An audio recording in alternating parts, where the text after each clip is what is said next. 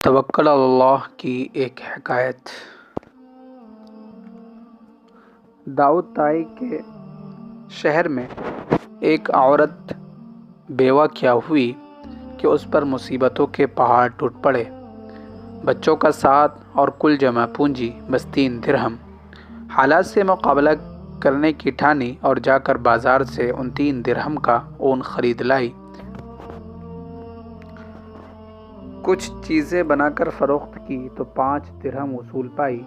2 درہم سے کھانا پینا خریدا اور 3 درہم کا پھر سے اون لیتی آئی۔ اسی طرح کچھ دن گزر بسر کیا۔ ایک دن بازار سے کھانا پینا اور اون لے کر گھر کو لوٹی۔ اون رکھ کر بچوں کو کھانا پینا دینے لگی کہ ایک پرندہ کہیں سے اڑتا ہوا آیا اور اون اٹھا کر لے گیا۔ عورت کے لیے اپنی کل کائنات کا یوں لٹ جانا سوہان روح تھا۔ مستقبل کی ہولناکیوں سے خوفزدہ اور غم و غصہ سے پاگل سی ہو کر رہ گئی۔ دوسرے دن سیدھا جناب داؤد طائی کے گھر گئی اور ان کو اپنا قصہ سنا کر ایک سوال پوچھا، کیا ہمارا رب رحم دل ہے یا ظالم؟ جناب داؤد طائی عورت کی درد بھری کہانی سن کر پریشانی کے عالم میں ابھی اسے تسلی دے ہی رہے تھے کہ اتنے میں دروازے پر دستک ہوئی۔ جا کر دیکھا تو 10 اجنبی اشخاص کو کھڑے ہوئے پایا۔ ان سے آمد کا مقصد اور ماجرا پوچھا تو انہوں نے کہا، حضرت ہم سمندر میں سفر کر رہے تھے کہ ہماری کشتی میں ایک سوراخ ہو گیا۔ پانی اس تیزی سے بھر رہا تھا کہ ہمیں ہماری موت صاف نظر آ رہی تھی۔ مصیبت کی اس گھڑی میں ہم میں سے ہر شخص نے عہد کیا کہ اگر اللہ پاک ہماری جان بچا دے تو ہم میں سے ہر آدمی 1,000 درہم صدقہ دے گا۔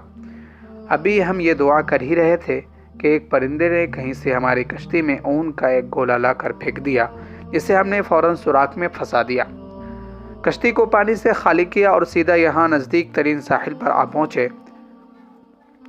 ہم کیونکہ یہاں کے لیے اجنبی تھے، اس لیے لوگوں سے کسی معتبر آدمی کا نام پوچھا تو انہوں نے ہمیں سیدھا آپ کے پاس بھیج دیا۔ یہ لیجئے 10,000 درہم اور ہماری طرف سے مستحقین کو ڈھونڈ کر دے دیجئے گا۔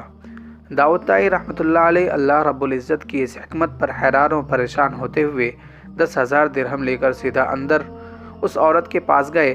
سارے پیسے اسے دیتے ہوئے کہا، اب میں تم سے ایک سوال کرنا چاہتا ہوں کہ کیا تیرا رب رحم دل ہے یا ظالم؟ بیوہ عورت داؤد طائی رحمۃ اللہ علیہ کے چہرے کو تکتی رہ گئی۔ اس کی آنکھوں سے اشک جاری تھے، گویا اس کے جسم کا ہر حصہ، ہر بال رب کے شکر میں ڈوبا جا رہا ہو۔ اللہ کی تدبیریں ہماری سوچ سے کہیں بہتر ہے۔ اللہ کا شکر ادا کریں اور اس کی ذات پر مکمل بھروسہ رکھیں، وہ کسی کو تنہا نہیں چھوڑتا۔ اگر آپ بھی اللہ پر بھروسہ اور توکل رکھتے ہیں تو اللہ آپ کے لیے کافی ہے۔ اس طرح کی عمدہ قسم کے سبق آموز واقعات و حکایت کے لیے آج ہی ہمارا چینل سبسکرائب کریں۔